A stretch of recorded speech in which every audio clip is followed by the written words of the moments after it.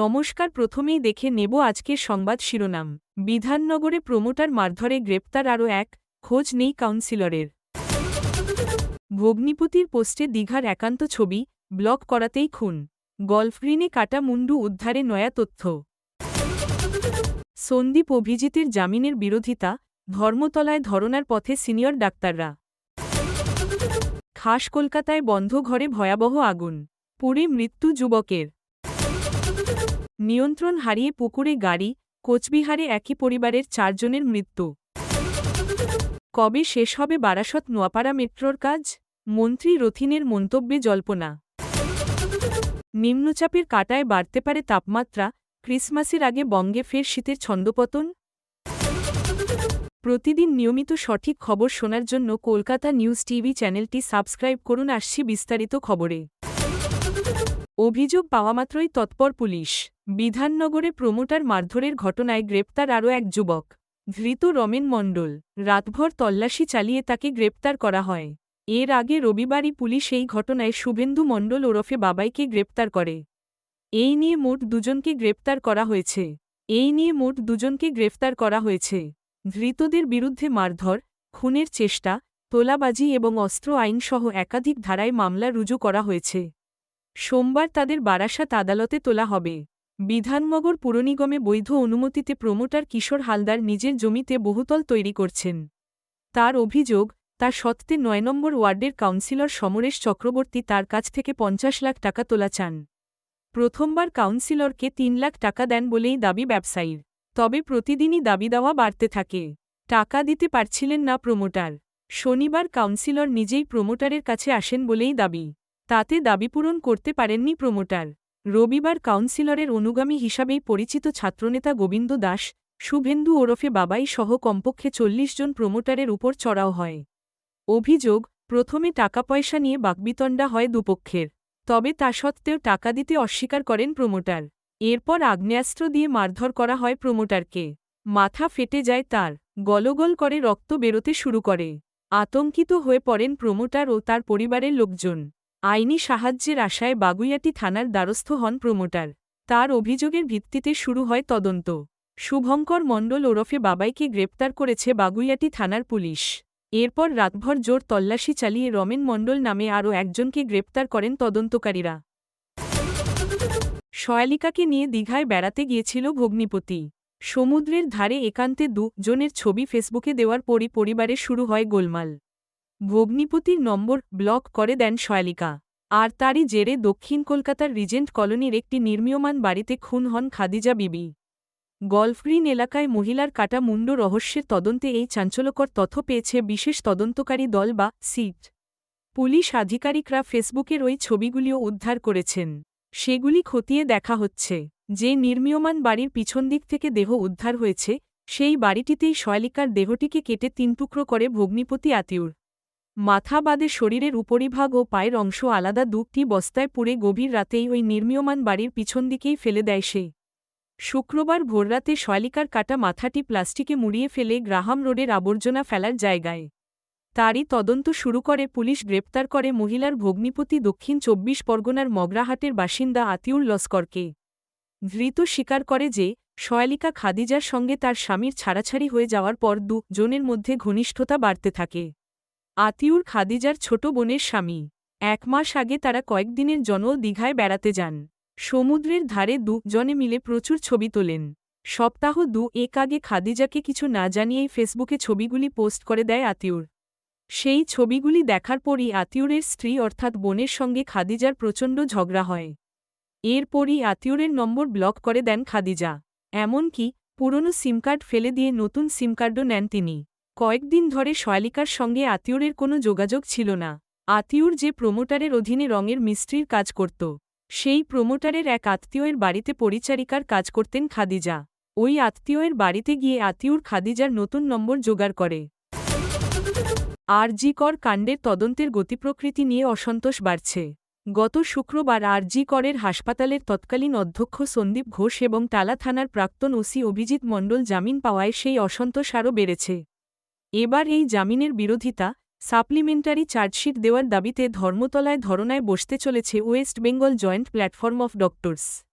17 থেকে 26 ডিসেম্বর ধর্মতলার ডোরিনা ক্রসিংয়ে অস্থায়ী বিক্ষোভ মঞ্চ তৈরি করতে চান সংগঠনের সদস্যরা। সেই আবেদন জানিয়ে কলকাতার পুলিশ কমিশনার মনোজ বর্মাকে ইমেল করা হয়েছে বলে খবর।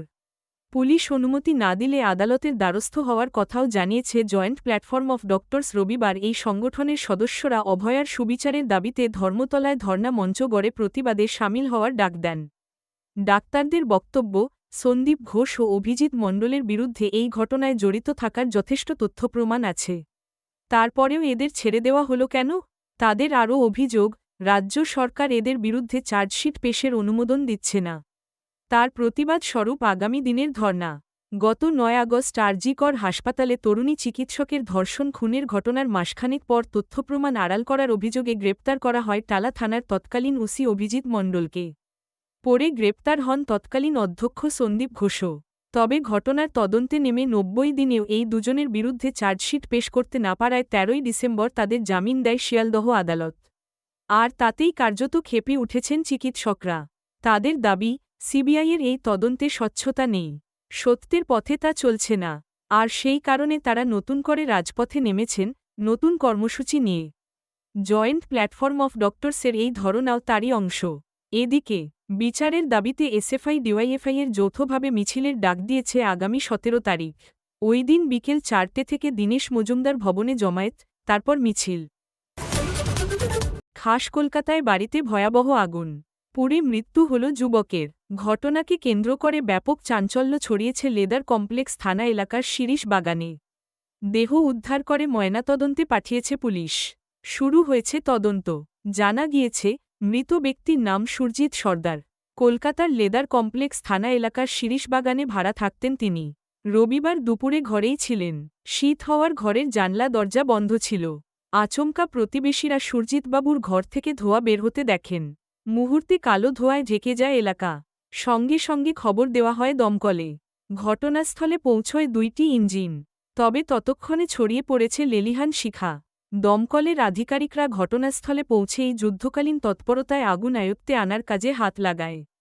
আগুন নিয়ন্ত্রণে আনার পর দমকলকর্মীরা বুঝতে পারেন ভিতরে আটকে পড়েছিলেন যুবক। তাকে মৃত অবস্থায় উদ্ধার করা হয়। দমকল সূত্রে খবর, ঘরে থাকা সমস্ত সামগ্রী পুড়ে ছাই হয়ে গিয়েছে।